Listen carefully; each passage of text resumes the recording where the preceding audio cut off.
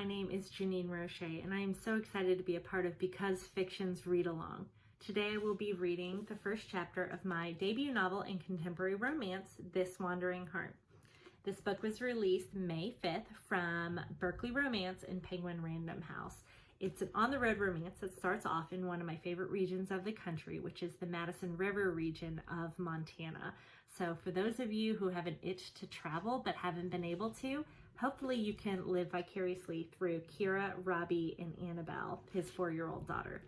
So thank you so much for listening to the first chapter of This Wandering Heart. Here we go.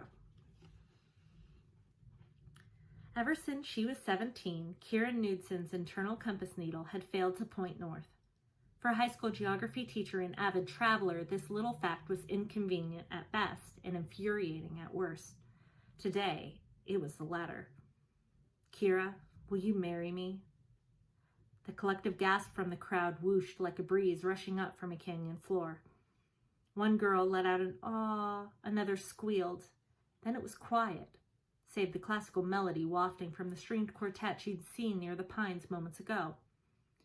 What was meant to be a simple and private dinner had turned into a surprise gathering in the park, where she'd been paraded past half the West Yellowstone, Montana townsfolk and beneath the picnic shelter. Now this. Kira glanced down into the deep brown eyes of the man kneeling before her. John. Kind, responsible, and loving John. She wanted to say yes. She wanted to cry. That's what girls in movies do, clap a hand over their mouths while their eyes fill with tears. But Kira hadn't cried since she was 7 years old. Smiles were only slightly less rare. John, everything you need in a husband. Rather than freeing her voice to exclaim yes, her father's words seemed to wrap around her throat, strangling every sound. A murmuring cut through Canon and D. Her lungs captured the breath that had eluded her for at least 30 seconds. A bead of sweat dripped down her chest, darkening her dress. If only John had asked her in private.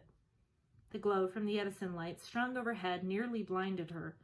Only by squinting could she see the crowd around them frozen. Her parents were closest. Her father met her eyes and nodded once, hard and stern. As always, her mother stood by his side, the light long since faded from her eyes. And then she saw him, smack dab in the front row. Robbie Matthews wore blue jeans and a plaid shirt. His head bowed low, so only the top of his backward baseball cap showed. But it was him all right. Kira's knees threatened to buckle. She placed one hand on John's shoulder to steady herself and wrapped her other arm around her stomach. Against his chest, Robbie held his sleeping daughter. What was he doing here? He'd never have come if he'd known this would be a proposal. Probably wouldn't have come if he knew this had anything to do with her at all. Sharing a small town wasn't easy, but they'd mostly managed to avoid each other thanks to Kira's reclusive life. Only 3 run-ins in 5 years. 3 painful run-ins that had stirred up memories she'd gone to great lengths to smother. Slowly, he lifted his face. From this distance, she couldn't read those sea greens of his. Last summer at the Madison River Trout Festival, they brimmed with hurt and glinted with anger, as if he had any right to play the victim. Robbie shifted his weight forward, and the butterflies in Kira's stomach may as well have burst through her skin. But then he turned his back on her and parted the crowd, the red curls of his daughter's hair bouncing with each step. Soon, the darkness swallowed him. The only evidence of his presence was the scrape of that old rusted compass needle across Kira's scarred heart as it followed him into the night. Robbie Matthews leaned into the fridge, but the cold air couldn't touch the heat he felt in his face and neck. Even undoing another 2 buttons of his shirt wasn't enough. It's your fault, bud. You had your chance and you blew it. He perused the shelves for the strongest drink he had. After all, what's a pity party without something hard and cold to pour down a throat? Milk, apple juice, or soda? He grabbed the neck of the green 2-liter, then spun the top until it clattered onto the wood floor. He sucked down a gulp like a real man. After the 7-Up slid past the walnut-sized lump in his throat, he poured the rest down the drain. It was cold, but flat as stagnant water. He'd gotten it for Annabelle's upset tummy. When was that? 2 weeks ago? He grabbed a glass, poured himself some milk, then heaped a spoonful of Annabelle's chocolate powder in. Oh, why not? It had been a long day. He added another and stirred it till it was the color of Kira's hair. Not all of her hair, just the locks hidden from the sun that spilled from the nape of her neck, down over her shoulders. Unlike the dyed blonde waves on top, the darker natural ones beneath had always felt like silk. Not that he'd been anywhere near those locks for years, and he'd certainly not had permission to run his fingers through them. He yanked off his baseball cap and pitched it across the room, knocking Annabelle's pink hair ribbon organizer onto the floor. Great. He set the glass on the coffee table and bent down to pick up the 12 dozen or so rainbow hair ties, sparkly pink nail polish, and princess patty cake eyeshadow. Flipping open the lid of the organizer, he caught his reflection in the mirror. When had he gotten so old and weathered? You are every bit young Redford. She'd said it a lot in their 5 years together. She always kissed them afterward. He looked like old Redford now, though, way older than his 27 years. Who did she tell John he looked like? One of those Ken dolls of his sister's that he used to torture? And not the cool Ken dolls, but the ones that looked like they would hang a new car-scented air freshener in their minivan while wearing a pastel tie and Dockers that were 2 inches too short. Gravel shuffled beneath shoes on the driveway in front of his cabin, and he froze. Quick, light footsteps climbed the steps, followed by a soft rap on the door. Robbie jumped up, leaped over the glittery mess of elastics, and yanked open the door without taking a single breath. Not Kira. Instead, he was met with a mane of wild red hair and a pair of green eyes that matched his own. With all her weight on the heels of her boots, all it would take was a finger poke and his sister Ryan would topple backward. Hey, Ryan. You okay? Well, I accidentally crashed my ex-girlfriend's proposal. How do you think I'm doing? What a fool he was, giving in to his curiosity to join the gathering crowd in the park. So what if he recognized half the cars? He hadn't been invited. After the movie let out, he should have taken Annabelle straight home. Right as the river. Robbie quirked his smile, to which Ryan rolled her eyes in true big sister fashion. Who was he kidding? She knew him too well. Ryan stared hard at him now. She said no, Robbie. She turned John's proposal down. Something sparked within his chest. No? After dating the guy for, 2 years, she said no? Ryan had to be wrong. Theirs was a teasing relationship, even now as adults. But she wouldn't pull this trick. She said no, right there in front of everyone. A hint of hope flashed in her eyes. I mean, she did it with grace, lifted him off his knee and whispered in his ear for the longest, most uncomfortable minute in Montana history. Then he turned to us all and thanked us for coming. Well, that's good, I guess. John Garfield was a nice guy, principal at the local high school where Kira taught geography.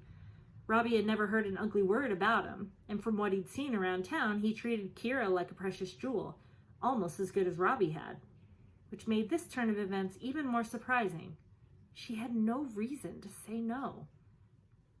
Unless, I'm here to babysit, but you may want to button your shirt a bit, Hasselhoff, and maybe wipe off that purple eyeshadow. Robbie jerked a hand to his eyelid. He thought he'd washed off all that gunk Annabelle put on him long before he'd left the house earlier. Kidding. But seriously, button the shirt. That's gross. Any other time, he'd love to banter with his sis, but his head felt like a moose had climbed in and made a den. Whoa, back up. Why are you going to babysit again? So that you can go get Kira. Don't act like you haven't been praying about this ever since you first heard about them dating. Robbie blocked her entry. Nah, I think I'll turn in. He tugged at his collar. Too tired to even button my shirt. Good night. He eased the door closed on his sister's confused face. No, Kira wouldn't be looking for him, not after what he'd done to her. He wasn't exactly keen on another go-around with her either. He liked to keep his heart in one piece for the time being, even if it had other ideas. Oh, Kira, if only missing you was the worst of my concerns. He returned to the kitchen counter where the long business envelope stared at him. Vivian hadn't even the nerve to use a return address or write her name. But the handwriting was a dead ringer for the signature on Annabelle's birth certificate. As he lifted it closer to the light, the pink ink glittered. Annabelle Matthews, care of Robbie Matthews. Care of. 2 words had never been truer. Robbie sucked in a shaky breath. What could she possibly have to say? He knifed through the envelope seal. A sheet of puppy stickers slid out and landed on the formica.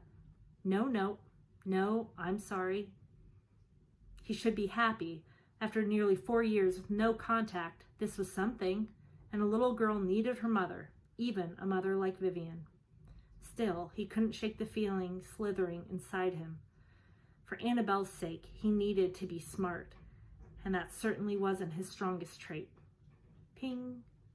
Robbie slid his phone out of his back pocket. A notification read, "Cat Wonderful posted a pic." Clicking on the box, the Memento app opened. The square photograph showed a midnight blue sky dotted with hundreds of stars, some brighter than others. The caption read, "Just me and a trillion stars. #infinite. #Proverbs 356. #loneliness isn't for the faint of heart." Robbie typed out a comment as MR Custom. A generic name, sure, but he'd only joined the app to get ideas on custom home projects from fellow builders. Plus, he never intended to use it for actual conversations. If he had, he might have come up with a better profile picture than a stack of Riverstones. MR Custom. Who better to trust with your heart than the creator of those stars? Cat Wonderful. Miss MR Custom. I can always count on you to say the right thing at the right time. Robbie stared at her comment and the empty box below it, begging for a reply. Daddy? Above him, Annabelle, in her pink nightgown, clung to the rail of the spiral staircase. Her lip quivered, and tears glistened on her flushed cheeks. I had a bad dream. Robbie raced up the steps. When he reached Annabelle, he swaddled her in his arms. Her shuddering breath soaked through his flannel shirt. You're safe, kitty cat. Daddy's here, and he always would be. So that is the end of chapter 1 of This Wandering Heart. I hope you were able to enjoy it and get a little bit of a feel for why I love these characters so much. So if you have any questions, I'd love to answer them for you in the comments below, or you can reach out to me on Facebook at my author page, and I'd love to chat with you. Thank you so much. Bye.